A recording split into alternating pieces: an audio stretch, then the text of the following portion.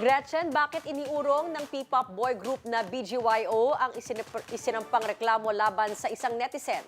Ate B, personal na nagsorry sa BGYO ang netizen kaugnay sa ginawa niyang paninira sa grupo sa social media.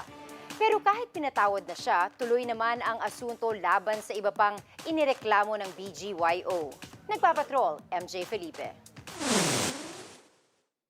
Magkakasama sina Jello, Nate, Mickey, Akira at JL, ang grupong BGYO kasama ang abogado nilang si Attorney Georgie Alonso nang makaharap ang isa sa mga sinampahan nila ng reklamo dahil sa mga paninirang puri sa social media. Ako po si Rachel Galang na taos-puso pong humihingi ng tawad sa BGYO, sa Star Magic, at sa lahat po ng fans ng BGYO na naapektuhan at nasaktan dahil sa aking nagawa. Voluntaryo po akong nagpunta dito ngayon upang ipaabot po sa inyo yung aking mensahe na siya ring ikapapayapa po ng aking isip at kalooban.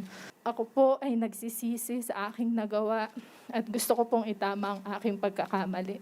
Ito ay magiging malaking aral po sa akin, kaya laging tatandaan ang katagang think before you click. At laging mag-isip bago mag-upload sa social media dahil maraming tao ang maaaring maapektuhan. Tinanggap ng 5 miyembro ang paghingi ng paumanhin ni Galang. Kasama ni Galang ang kanyang ina na nagpapasalamat sa pagpapatawad at pag-unawa ng grupo. Tatanggapin po namin ang kanyang pag-amin ng pagkakamali bilang konsiderasyon na rin para sa kanyang pamilya ay iuurong po namin ang kaso laban sa kanya. Gayunpaman, pagpapatuloy po namin ng iba pang mga kaso na isinampa po namin. Ipinaliwanag ni Attorney Alonso kung bakit kailangang ituloy ang kaso. Essentially, sinisira ang puri talaga sila. Various claims, maniac, that's one word that's been there. What are the other words? Pedophile, rapist, womanizer, cheaters, and there's even violence, no? And these are all not true.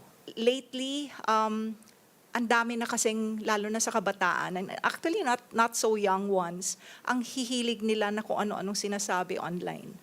Not realizing that what they're doing is already bordering on something criminal. So this should serve as a reminder. Hindi na nagbigay pa ng detalye si Attorney Alonso sa pagkakakilanlan ng mga nasampahan ng reklamo. MJ Felipe, ABS-CBN News. At sa